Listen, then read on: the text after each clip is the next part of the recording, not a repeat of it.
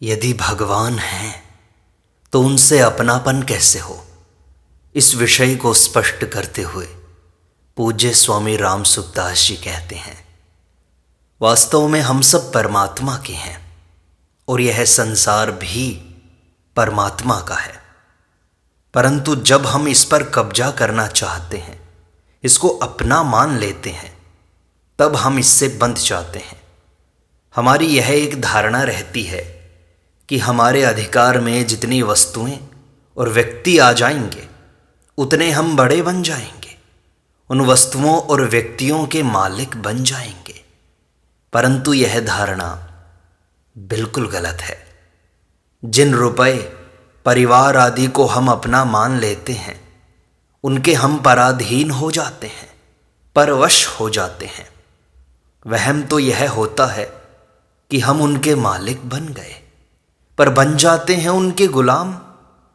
यह बात खूब समझने की है, केवल सुनने सुनाने की नहीं है। आप स्वयं विचार करें। जिन मकानों को आप अपने मकान मानते हैं, उन मकानों की ही आपको चिंता होती है। जिन मकानों को आप अपना नहीं मानते, उनकी चिंता आपको नहीं होती। जिस परिवार को आप अपना मानते हैं, उसके बनने बिगड़ने का आप पर असर होता है, और जिसको आप अपना नहीं मानते, उसके बनने बिगड़ने का आप पर असर नहीं होता। ऐसे ही रुपए, पैसे, जमीन जायदाद इत्यादि वस्तुओं को आप अपनी मान लेते हैं। उनकी जिम्मेदारी, उनकी चिंता, उनके संचालन आदि का भार आप पर आ जाता है। जिनको आप अपना नहीं मानते, उनसे आपका बंधन नहीं होता। इस युक्ति पर आप विचार करें। संसार में जो थोड़े से मकान हैं, थोड़े से व्यक्ति हैं, थोड़े से रुपए हैं, उन मकानों, व्यक्तियों और रुपयों में ही आप बंधे हुए हैं। जिनको आप अपना नहीं मानते, उन मकानों, व्यक्तियों और रुपयों से आप बिल्कुल मुक्त हैं। अतः संसार से आपकी ज़्यादा मुक्ति तो है ही, थोड़ी सी मुक्ति बाकी है बस। मुक्ति नाम है छूटने का। जिन रुपयों आदि को आप नहीं जानते हैं, अपना नहीं मानते हैं, उनसे आप बिल्कुल छूटे हुए हैं। जिनमें आपकी ममता नहीं है, उनके हानि लाभ आदि का आप पर असर नहीं पड़ता, अर्थात उनमें आप सम रहते हैं। वह चाहे सोना हो, चाहे मिट्टी या पत्थर हो, उसके आने जाने का आप पर कोई असर नहीं पड़ता। इसी प्रकार मान अपमान और मित्र शत्रु के पक्ष में भी आपकी समता रहती है, उनका असर आप पर नहीं पड़ता। वास्तव में समता ही तत्व है। गीता में कहा है, इहैव तैर्जितः सर्गो येषां साम्ये स्थितं मनः। अर्थात जिनका मन समता में स्थित है, उन्होंने इस जीवित अवस्था में ही संपूर्ण संसार को जीत लिया है। तात्पर्य है कि जिनके हृदय में समता है, उनके हृदय में वस्तुओं के बनने बिगड़ने पर, आने जाने पर कोई विषमता नहीं होती, पक्षपात नहीं होता, राग द्वेष नहीं होते, हर्ष शोक नहीं होते। वस्तुओं और व्यक्तियों के आने जाने से हमारे पर किंचित मात्र भी असर न पड़े, तब तो हम संसार पर विजयी हो गए। परंतु उनके आने जाने का असर पड़ता है तो हम संसार से पराजित हो गए, हार गए।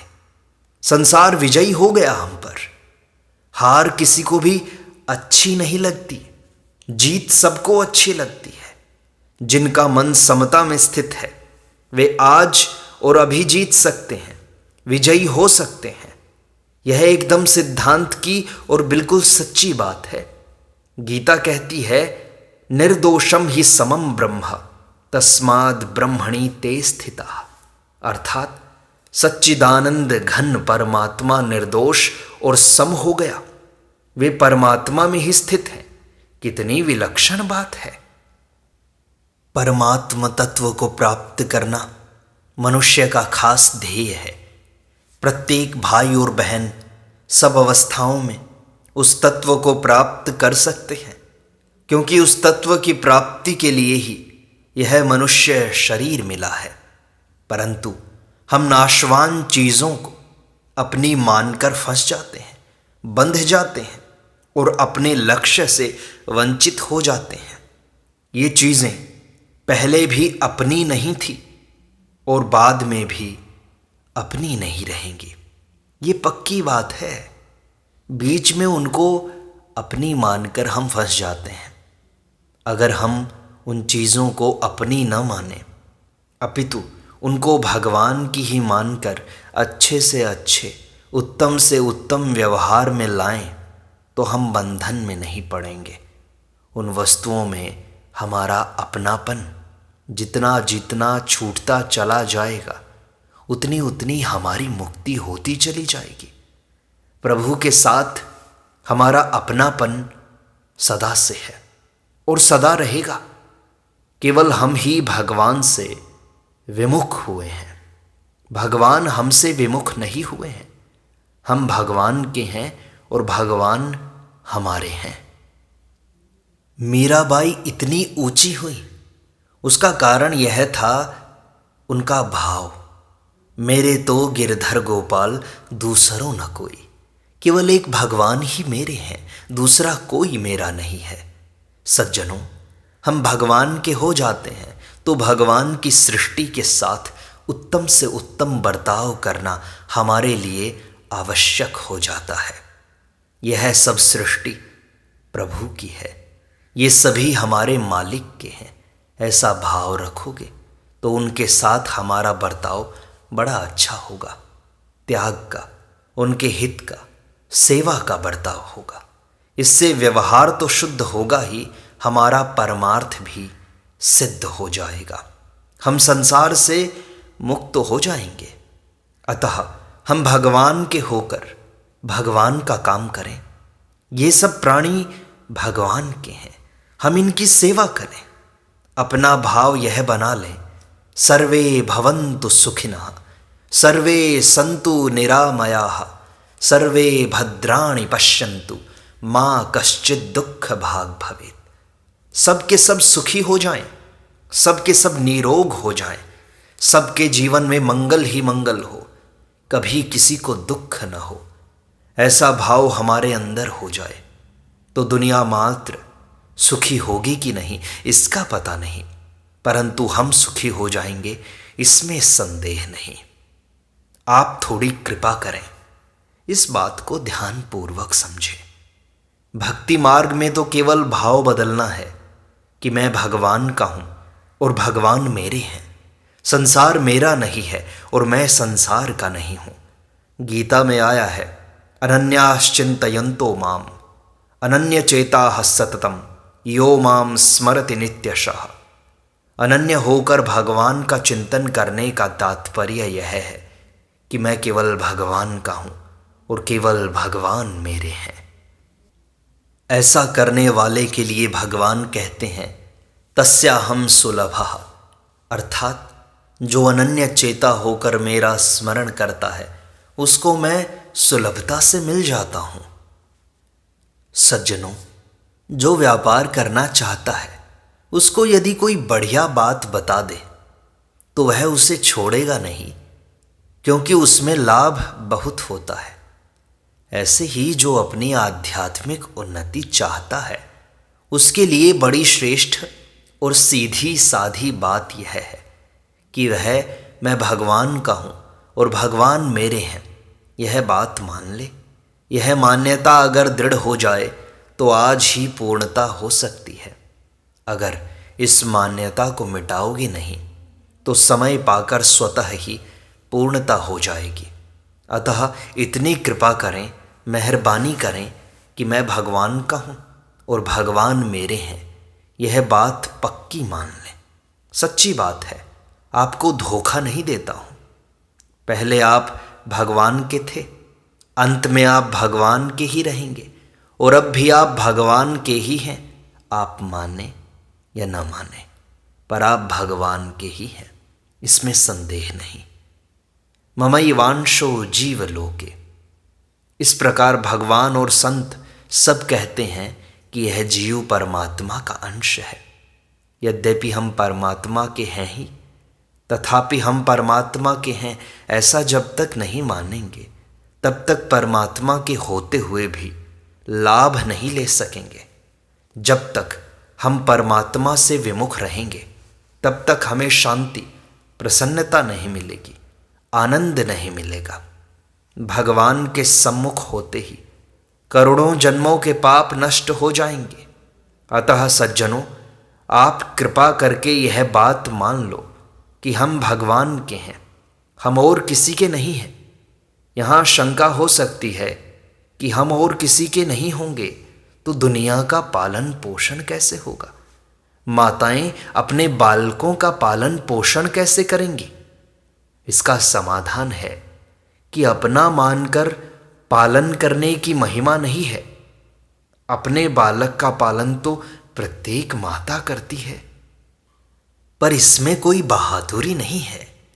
दूसरा कोई ऐसा बालक है जिससे हमारा ज्ञाति जाति का कोई संबंध नहीं है, जिस बेचारे के माँ बाप नहीं रहे, उसका पालन करने वाली माई के लिए लोग कहते हैं कि धन्य है यह।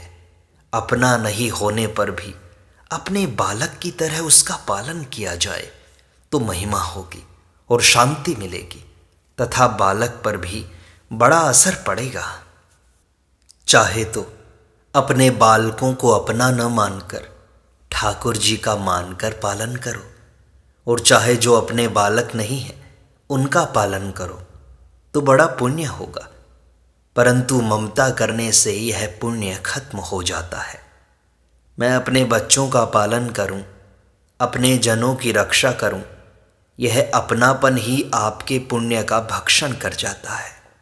इसलिए सज्जनों, आप कृपा करके अपने कुटुंब को भगवान का माने। छोटे बड़े जितने हैं सब प्रभु के हैं, उनकी सेवा करें और प्रभु से कहें कि हे नाथ, हम आपके ही जनों की सेवा करते हैं। यदि आप ऐसा करने लग जाएं तो भगवान पर इसका एहसान हो जाए। भगवान भी कहेंगे कि हाँ भाई, मेरे बच्चों का पालन किया। आप ममता करेंगे तो भगवान पर कोई एहसान नहीं। अपने बच्चों का पालन तो सब करते हैं, केवल यह भाव रखें कि ये हमारे नहीं हैं, ये ठाकुर जी के हैं। जीवन सफल हो जाएगा। गीता में कर्म योग, ज्ञान योग और भक्ति योग, इन तीनों में ही ममता और अहमता के त्याग की बात आई है। ये मेरे नहीं हैं, संसार के हैं। इस प्रकार संसार के मानने से कर्मयोग हो जाएगा। ये मेरे नहीं हैं, प्रकृति मात्र के हैं। इस प्रकार प्रकृति के मानने से ज्ञान योग हो जाएगा। ये मेरे नहीं हैं, ठाकुर जी के हैं। इस प्रकार भगवान के मानने से भक्ति योग हो जाएगा। ये मेरे हैं, इस प्रकार अपना मानने से जन्म मरण योग हो जाएगा। अर्थात जन्मो फिर मरो, मरकर फिर जन्म लो। इस तरह जन्म मरण के साथ संबंध हो जाएगा। आपकी ममता जहाँ रह जाएगी वहीं जन्म होगा। ममता नहीं रहेगी तो जन्म मरण के चक्र से मुक्ति हो जाएगी। कितनी सरल और बढ़िया बात है। श्रोता ने पूछा कि बढ़िया बात तो है स्वामी जी, पर होती नहीं हमसे, क्या करें?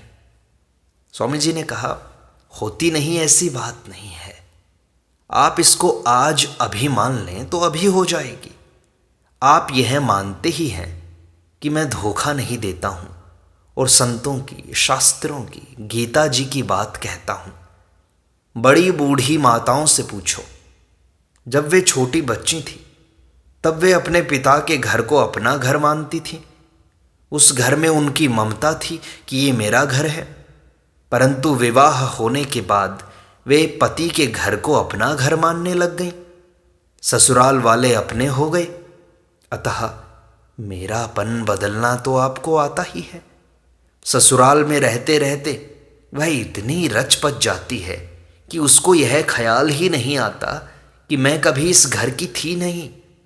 परिवार फैल जाता है, बेटे पोते हो जाते हैं, पोते का विवाह हो जाता है और उसकी बहू आकर घर में खटपट मचाती है, तो वह बूढ़ी दादी माँ कहती है कि इस पराई जाई छोकरी ने आकर मेरा घर बिगाड़ दिया। घर खोयो पराई जाई। अब उस बूढ़ी माँ से कोई पूछे कि यह तो पराई जाई है, पर आप यहीं जन्मी थी क्या? उसको याद ही नहीं कि मैं पराई जाई हूं। वह यही मानती है कि मैं तो यहां की ही हूं। बोलो, अपनापन बदल गया कि नहीं? वह पराई जाई लड़की भी एक दिन कहेगी कि यह मेरा घर है। आज आप उसको भले ही पराई जाई कह दो, पर यह घर भी उसका हो जाएगा। माताओं, जो घर अपना नहीं था वह घर भी अपना हो गया। फिर भगवान का घर तो पहले से ही अपना है। भगवान कहते हैं, ममैवांशो जीव लोके जीव भूतः सनातनः। हम सब के सब उस परमात्मा के अंश हैं, उस प्रभु के लाडले हैं। हम चाहे कपूत हों या सपूत, पर हैं प्रभु के ही। कुपुत्रो जायेत क्वचिदपि कुमाता न भवति। पुत्र तो कुपुत्र हो सकता है, पर माता कुमाता नहीं होती कभी। ऐसे ही हमारे प्रभु कभी कुमाता कुपिता नहीं होते। वे देखते हैं कि यह अभी बच्चा है, गलती कर दी, परंतु फिर प्यार करने के लिए तैयार हैं।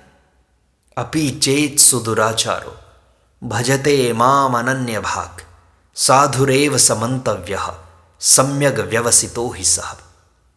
दुराचारी से दुराचारी मनुष्य भी यदि भगवान के भजन में अनन्य भाव से लग जाए कि मैं तो भगवान का हूँ और भगवान मेरे हैं, तो उसको साधु ही मानना चाहिए।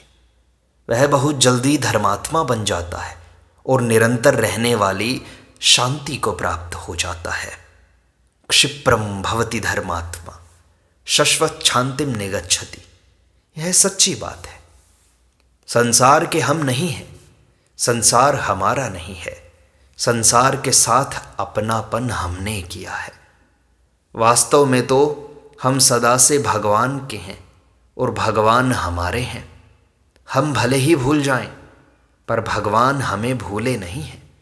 हम चाहे भगवान से विमुख हो जाएं, पर भगवान हमारे से विमुख नहीं हुए हैं। भगवान कहते हैं, सब मम प्रिय सब मम उपजाए। सब के सब मेरे को प्यारे लगते हैं। इसलिए सज्जनों, हम सब भगवान के लाडले हैं, उनके प्यारे हैं। अर्जुन ने पूरी गीता सुनने के बाद क्या कहा? नष्टो मोहः स्मृतिर्लब्धा। मोह नष्ट हो गया है और स्मृति मिल गई, याद आ गई। जो भूल हो गई थी वह याद आ गई कि मैं तो आपका ही हूं। अब क्या करोगे? तो कहा, करिष्ये वचनम तव। आप जो कहोगे वही करूंगा। मैं तो आपका हूं ही। पहले भूल गया था, अब वह भूल मिट गई। हम सदा से परमात्मा के ही हैं। शरीर संसार से मिला है। जिन माता पिता से यह शरीर मिला है, उनकी सब तरह से सेवा करना, सुख पहुंचाना, आदर करना हमारा कर्तव्य है। पर हम स्वयं परमात्मा के ही हैं। इस बात को ज्ञानी भक्त प्रहलाद जी मानते थे।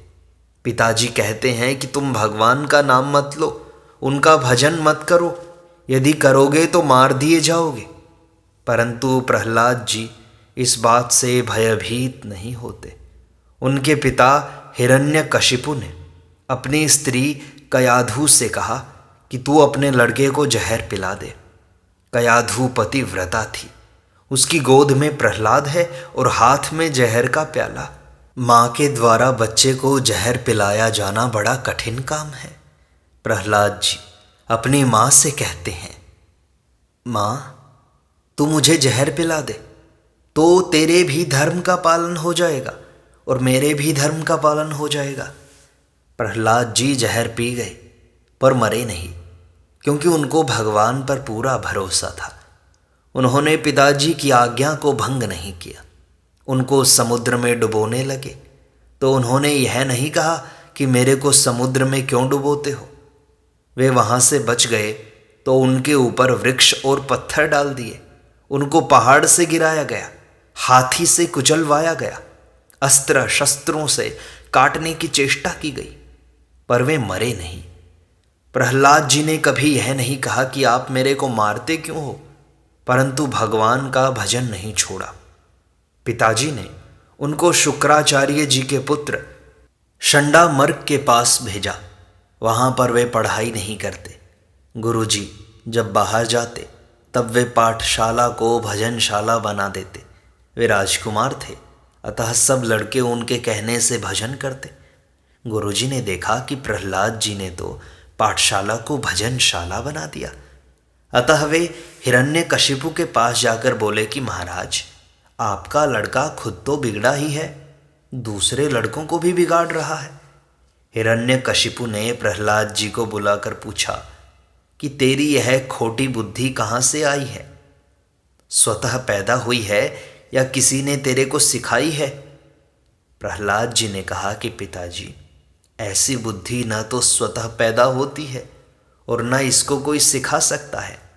यह तो संत महात्माओं की कृपा से मिलती है। बचपन में प्रहलाद जी पर नारद जी की कृपा हुई थी। प्रहलाद जी जब माँ के गर्भ में थे तब इंद्र ने आकर लूटपाट की और कयाधु को ले गया। हिरण्यकशिपु उस समय तपस्या के लिए वन में गया हुआ था। जब इंद्र कयाधु को ले जा रहा था तब रास्ते में नारद जी मिले। नारद जी ने कहा कि इस अबला को क्यों दुख दे रहा है, इस बेचारी ने क्या अपराध किया है? इंद्र बोला कि महाराज, इसके पेट में मेरे शत्रु हिरण्यकशिपु का अंश है। उसने अकेले ही हमें इतना तंग कर दिया है, जब दो हो जाएंगे तब बड़ी मुश्किल हो जाएगी, इसलिए मैं कयाधु को ले जाता हूँ। जब इसका बच्चा जन्मेगा तब मैं उसको मार दूंगा, कयाधु को कुछ नहीं कहूँगा। नारद जी ने कहा कि इसका जो बच्चा होगा वह तेरा वैरी नहीं होगा। नारद जी की बात राक्षस, असुर, देवता, मनुष्य सब मानते हैं, क्योंकि वे संत जो ठहरे, संतों पर सबका विश्वास होता है। इंद्र ने उनकी बात मान ली और कयाधु को छोड़ दिया। नारद जी ने कयाधु को एक कुटिया में रखा और कहा कि बेटी, तुम चिंता मत करो और यहीं पर आनंद से रहो। जैसे पिता के घर लड़की प्यार से रहती है, ऐसे ही वह भी वहां रहने लग गई। नारद जी उसके गर्भ को लक्ष्य में रखकर भगवान की कथाएं सुनाते थे। इसके गर्भ में जो बालक है वह भगवान का भक्त बन जाए, इस भाव से वे सत्संग की बड़ी अच्छी अच्छी बातें सुनाते थे। नारद जी का उपदेश माँ को तो याद नहीं रहा, पर प्रहलाद जी ने गर्भ में ही उस उपदेश को धारण कर लिया। वे वहीं से भक्त बन गए। भक्त बनने से उनके हृदय में यह बात आ गई कि मैं स्वयं तो वास्तव में परमात्मा का ही हूँ और यह शरीर माता पिता का है। माता पिता यदि इस शरीर के टुकड़े टुकड़े भी करें तो भी मेरे को बोलने का कोई अधिकार नहीं है, क्योंकि शरीर इनका दिया हुआ है, परंतु मैं स्वयं साक्षात परमात्मा का अंश हूँ। अतः परमात्मा से हटाने का इनको अधिकार नहीं है। मैं परमात्मा की तरफ लगूं और यह शरीर माता पिता की सेवा में लगे। इसी भगवान से अपनेपन के भाव के कारण भक्त प्रहलाद इतने महान हुए। अतः हमें भी भगवान से अपनापन करके अपने को भगवान को समर्पित कर देना है, यही सार बात है। इस प्रकार सत्संग का यह भाग संपूर्णता को प्राप्त होता है। शेष अगले अंक में।